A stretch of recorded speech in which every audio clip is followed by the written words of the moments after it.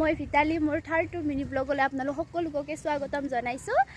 এতিয়া মই যাবলৈ ওলাইছোঁ মানে এটা পাৰ্কলৈ। তেতিয়াহ'লে বলক মোৰ লগত আপোনালোকে।